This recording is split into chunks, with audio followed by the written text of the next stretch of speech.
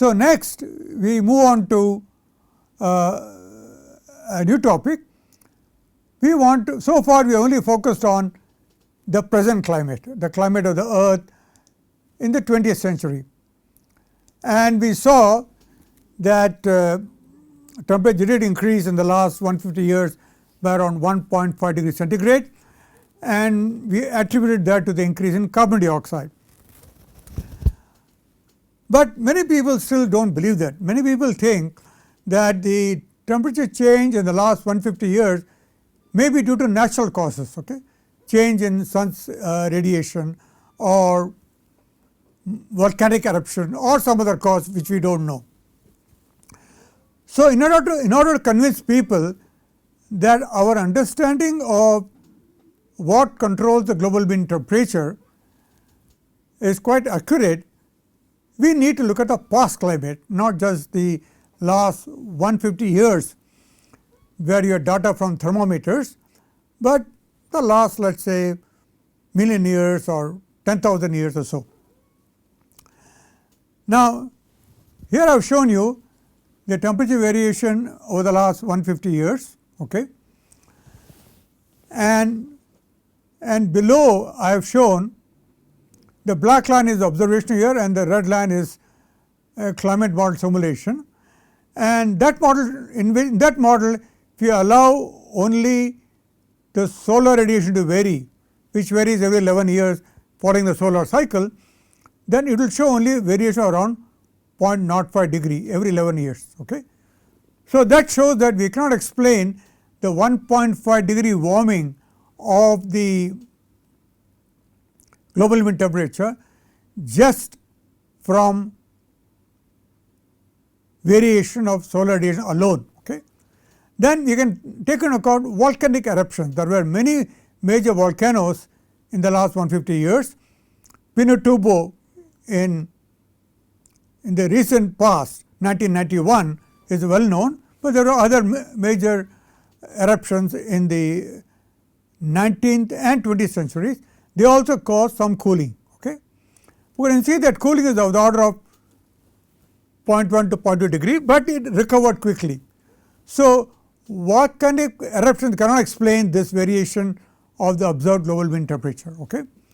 Then we know that Earth, atmosphere, ocean continuously exchange heat. Ocean stores a lot of heat, and that heat comes out occasionally into the atmosphere. Atmosphere gets warmer, then it goes back. So, this is called internal variability. Variability because without external perturbation, energy is exchanged between ocean, land and atmosphere continuously, okay, through winds primarily. And this also causes variability of global mean temperature, but that variability is around 0.2 degree centigrade. For example, you can take a climate model, do not allow sun's radiation to vary, do not allow volcanic eruption, do not allow CO2 to increase, keep CO2 at 278 that was there in the pre-industrial age, you will get this variation. Okay. It will fluctuate of the order of 0.1, 0.2 degree due to natural exchange of energy. So, you must remember that 0.1, 0.2 degree change in temperature is a natural climate variation of the Earth's system. You cannot give any specific reasons to it, because a lot of heat is stored in the ocean and ocean's heat comes out into the atmosphere through evaporation at some point and into land, and then sometimes the heat is absorbed by the ocean. This 0.2 degree variability is almost like a noise, it just fluctuates. One cannot give a specific reason for each of these cases, but occasionally we know that we have very warm years, and that is because some of the heat stored in the ocean comes out in the East Pacific equatorial region, and that phenomenon is called El Nino. El Nino is a phenomenon where every 4 to 5 years a sudden warming occurs of the East Pacific equatorial region near the coast of Peru. Okay. So, at that time a lot of heat is transferred from the ocean into the atmosphere. So, atmosphere suddenly becomes around 0.1, 0.2 degree warmer. Okay. Then after a few years, that region becomes somewhat colder. In a El Nino year, that region near Peru becomes 1 to 2 degrees warmer, but after 4 to 5 years, that region becomes 1 to 2 degree colder. So, the entire earth becomes about 0.1 to 0.8 degree colder. Okay. So, this fluctuation is typically 4 to 5 year time scale, and there are other fluctuations also taking place over 10 year, 20 year, 30 year time scales, because of energy exchange between Pacific Ocean, the Atlantic Ocean and the Indian Ocean. They also exchange energy all the time. Okay. We will discuss that a little later in the course. So, all that contributes to 0.1, 0.2 degree warming year to year, and this change cannot be attributed to any external cause. It can be attributed to sun or to volcano or to human beings. It is a natural variation. Okay. And that is called internal variability, because it is not caused by an external factor. Now, if in the model allow CO2 alone to increase and not the incoming radiation of volcanic eruption, you will see a steady increase in temperature of the earth, okay, after removing the internal variability. Of course, this is smoothened, otherwise you will see this fluctuation like you see here, that red line, but we have smoothened it to illustrate that the heating of the earth caused by CO2 increase, if you smoothen the curve, you will get a gradual increase from 1875 to today. Okay. So, I hope you understood that in the present climate of 150 years, we understand quite well the various components which contribute: the sun, volcano, internal variability and CO2 increase, and we see that CO2 increase contributes 0.8 degrees. So, it is much larger than internal variability, much larger than volcanic eruption, much larger than solar variation. So, the 0.8 degree variation cannot be explained by natural factors like solar radiation varying or volcanic variation or internal variability, but still people have doubts. So, we would like to check our model to see whether the model can predict the past climate. By past climate, I mean climate before 1850. Now, fortunately, in the last 30-40 years, geologists and climatologists have been able to extract information about Earth's temperature through proxy methods. The proxy method involves using various other evidences to find what the Earth's temperature was. Okay. Remember, proxy method is an indirect method, because we do not have temperature data before 1700, okay, because thermometer was invented around 18th century. Okay. So, before that we do not have any data of direct measurement temperature. So, we have to look for indirect evidence. One of them is tree ring. You know that especially in the colder climates, when the temperature in a given year is warm, the tree will grow more. Okay. In areas it is very cold, it will grow less. So, the width of the tree ring is a clear indicator of the temperature. So, people have measured the width of the tree ring in thousands of trees in Russia, Europe and America, and based on that estimated the global mean temperature. Okay. So, of course, trees grow only over land. So, you can only infer land temperature. So, for oceans you have to go into deep ocean and drill and get some sediments from the bottom of the ocean, and based on the sediments try to infer what could be the temperature at the time when the sediment was deposited. Okay. That is more complicated, I will say a few words later. Okay. So, I want you to understand the various time scales that are involved in Earth's climate. We have been only talking about the last 150 years, which is a very short time scale. which is a human time scale. We understand it because that is related to our lifetime, but Earth has had a long life of 4.5 billion years.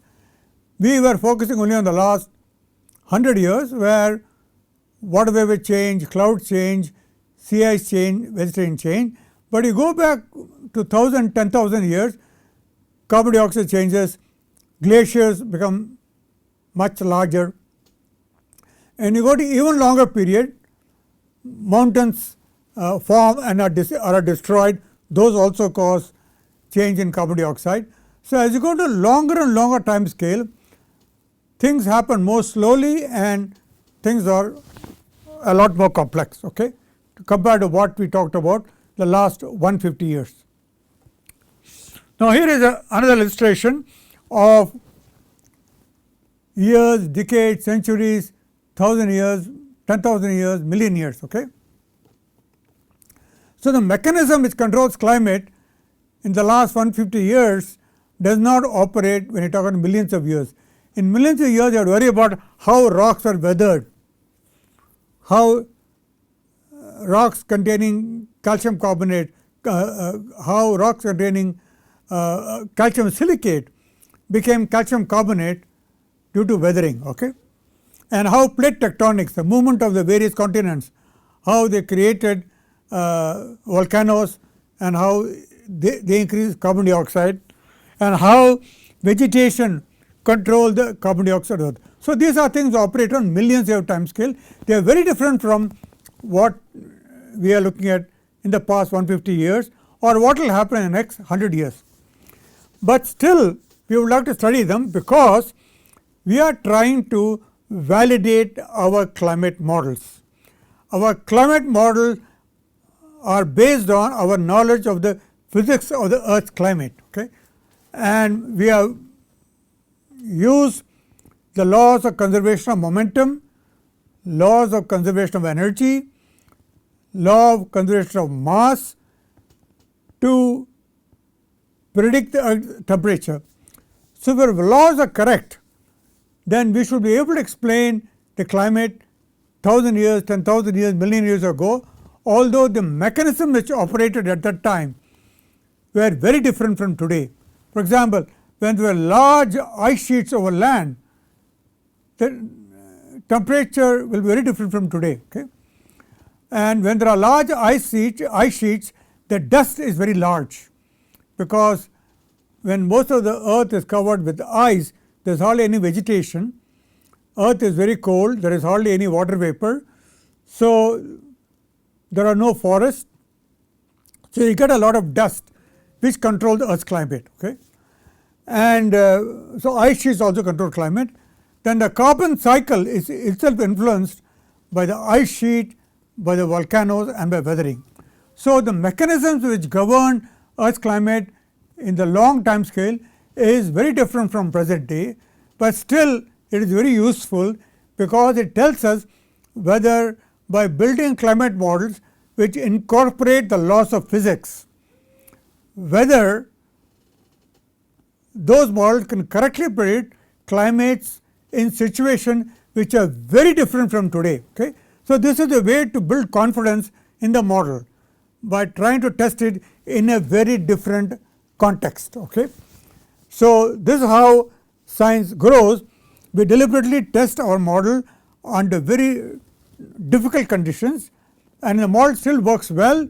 We know the model is good, it can handle changes. Okay? For example, if we continue to emit CO2 in the next 100, 200 years, very soon earth will be completely ice free.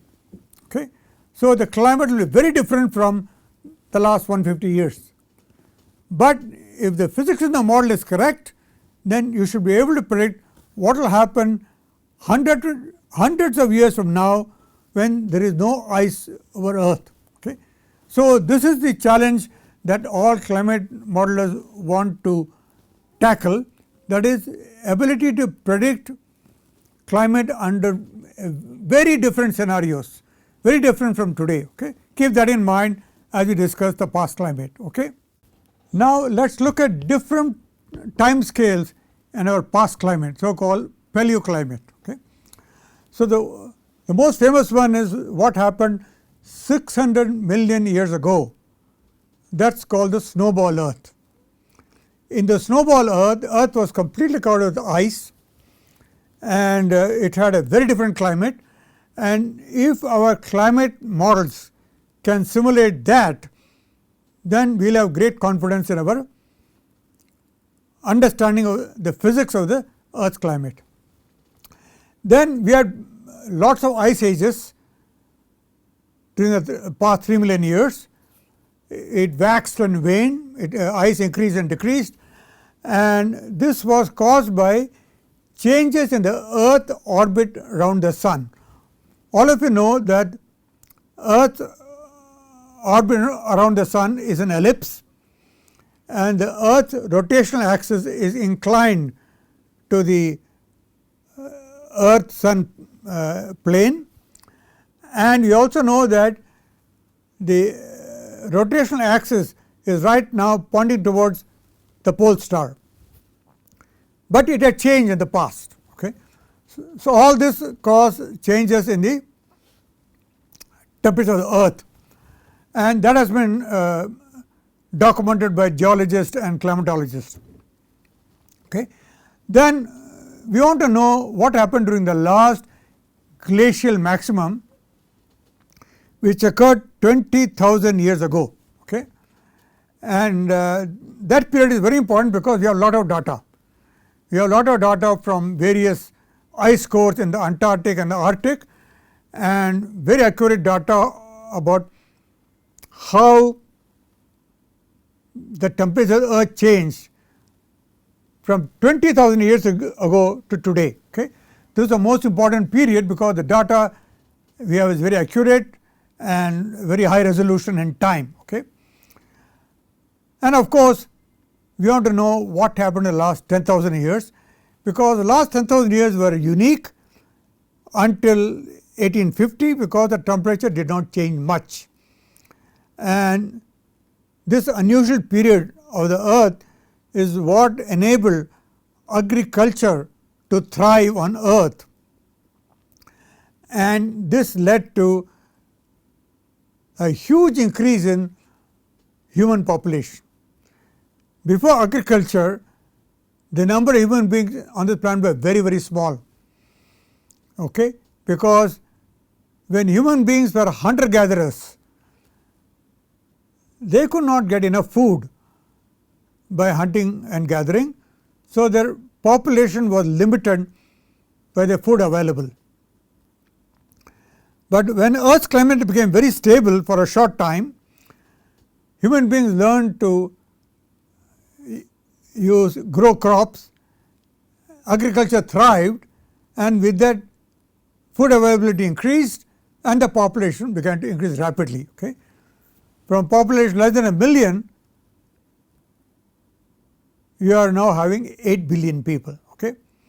So, our population is so large that we are beginning to influence the Earth's climate. Okay. So, it is very ironic that Earth's climate had an unusually benign period for 10,000 years when the climate did not change much, and during this period agriculture exploded along with human population also exploded, and now human beings are influencing the Earth climate, and they may pose a great risk to our agriculture. Our agriculture cannot thrive under rapidly varying temperature. Agriculture demands a very stable climate, which we had 10,000 years ago, but in the last 150 years our temperature has gone up by 1.5 degree and is going to increase further. So, we need to be careful, we need to understand how Earth was able to maintain its temperature constant on its own for 10,000 years. So, this period is very important. So, you must remember that during this period, although the Earth's population went up, there were major collapse of the Earth civilization. Historians have documented the collapse of Anasazi, Tiwanaku and Akkadian and Mayan civilizations in North and South America, and the Roman civilization in Europe, and many other civilizations in Asia, they have all collapsed because of abrupt climate change, okay? Usually because of droughts, that is long period of no rainfall.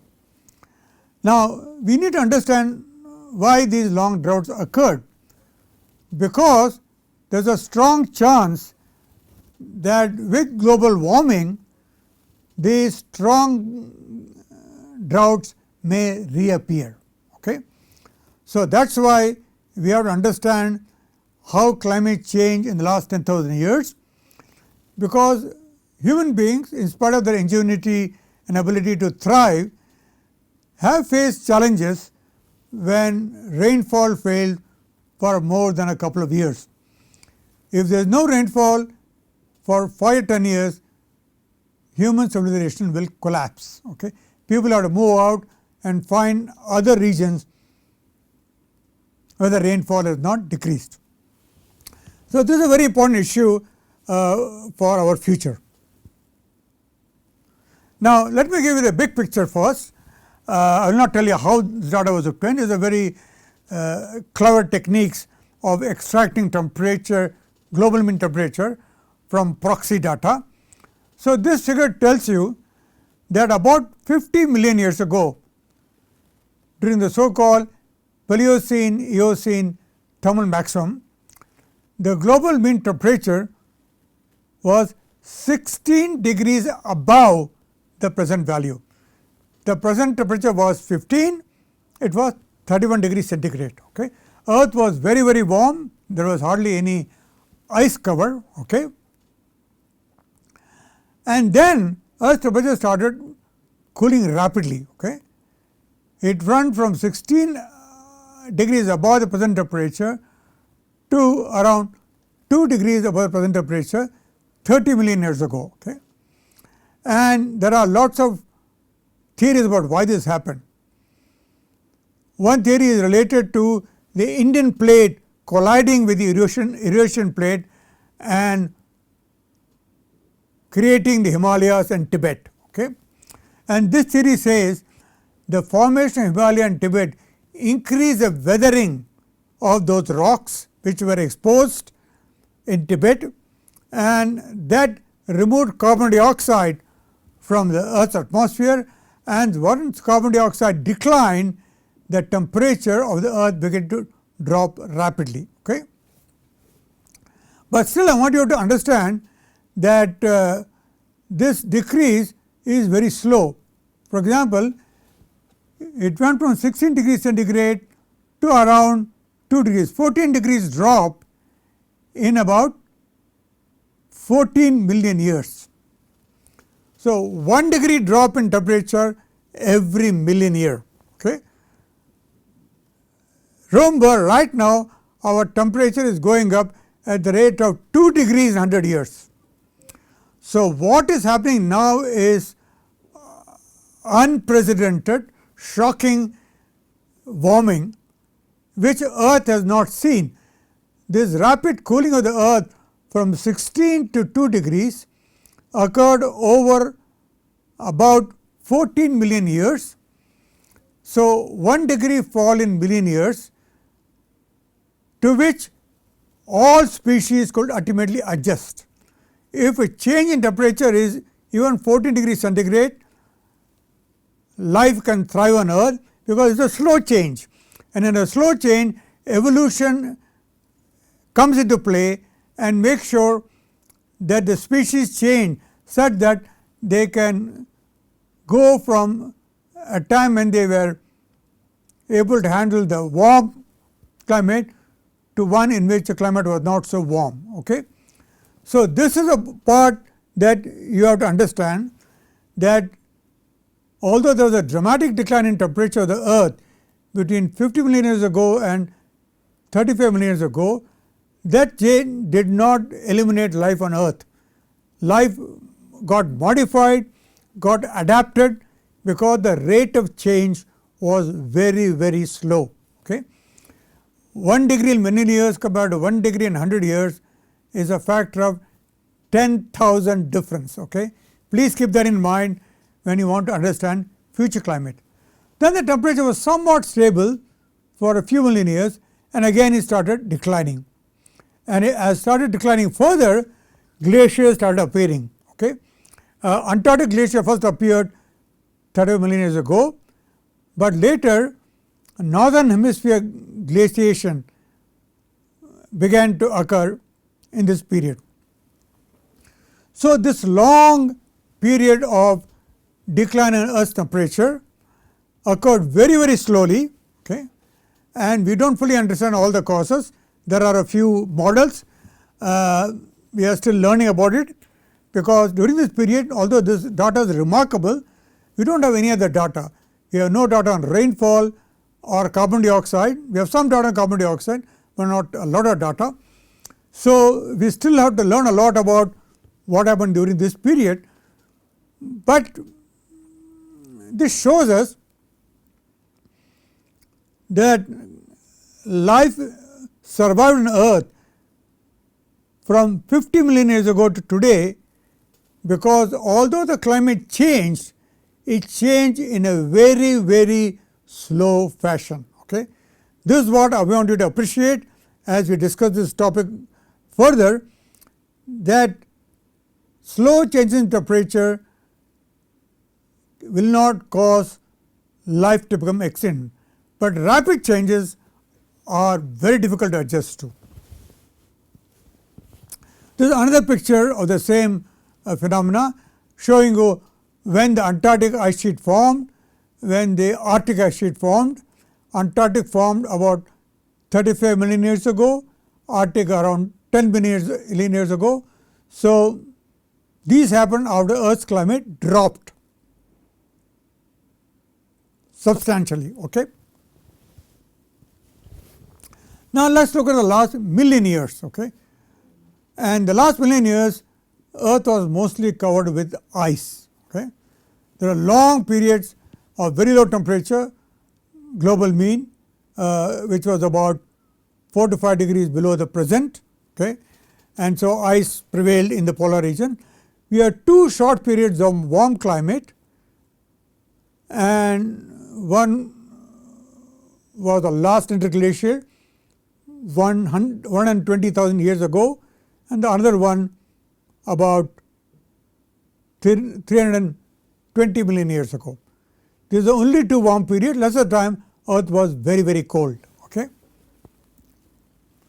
Now, let us look at the last 150,000 years. We are coming closer to human history, and you can see the last interglacial, which was warm, where human beings could have thrived, was 125 million years ago. Then Earth went into a cold period for a long time, re-emerged, and we are in the present interglacial. This is the interglacial we are living in, and if human beings had not interfered with Earth's climate, we would have gone to the next glacier phase. Okay? Because of the way Earth orbit around the Sun varies. We will discuss that in some detail in a later course. So, we are in a present interglacial, and over the next 10, 20, 30 years, we may have gone to the next glacial, but it looks like it will not happen now, because we have warmed the Earth a lot by 1.5 degree. It will continue to warm unless we do something. So, whether the next glacial age will come or not is not clear. Okay? Now, the same figure is shown for the last 22,000 years in this figure, okay, from Rallis-Bach's Fundamentals of Quaternary Science, the book. Okay, and we start from the last glacial maximum. We start warming, going through various interesting periods, and then this Holocene almost constant temperature when agriculture thrived, and then we come to the pre-industrial period, and then CO2 started increasing, and we have started increasing the temperature very rapidly, and we are already 1.5 degree above the pre-industrial, and we continue to rise. So, this tells you clearly that the rate of change here was very slow, okay, 5 degrees in about 15,000 years. Okay. Here we are going to change by 5 degrees in about couple hundred years. Okay. So, this is the clear warning that we are changing the earth climate very rapidly, and such a rapid change was never experienced on earth before. Okay. So, this is a cause for concern for all the people working in this discipline of climate change science. Okay. Now, I want to remind you again that in the last 35 years, you can see that temperature has gone up by around 0.8 degrees. During that period, the solar input changed following the 11-year solar cycle. Okay. And you see that there is no connection between the solar cycle and the earth's temperature. This clearly shows that a variation of the incoming solar radiation is not controlling the earth's temperature. It may be changing the earth's temperature by 0.1, 0.2 degrees somewhere here, for example, but the long term trend of around 0.8 degrees in the last 35 years is not due to solar energy. Okay. That you must clearly understand, that although this is very important in the past climate, which we will discuss in the next lecture, but in the present 35 years, solar radiation is not the cause. I am saying this because many astronomers kept arguing that the global warming of the past 50 years may be due to changes in input radiation. But today we have very accurate data from satellites which measure the incoming solar radiation. We know that is not the cause. Okay. This point I want you to remember clearly. So, in the next lecture I am going to again talk about how the earth's temperature is influenced by ice, by vegetation, changes in land surface and changes in ocean. All these interacted and contributed to the change in the earth's climate in the past. Okay. We are now going to look at the past. We want to understand the past in order to predict the future. That is the aim of our climate change science course, that we have some understanding of the present climate, but to understand the future climate we must understand the past climate. Okay. So, that is the aim. So, the next lecture will devote to the changes in the past climate. Thank you.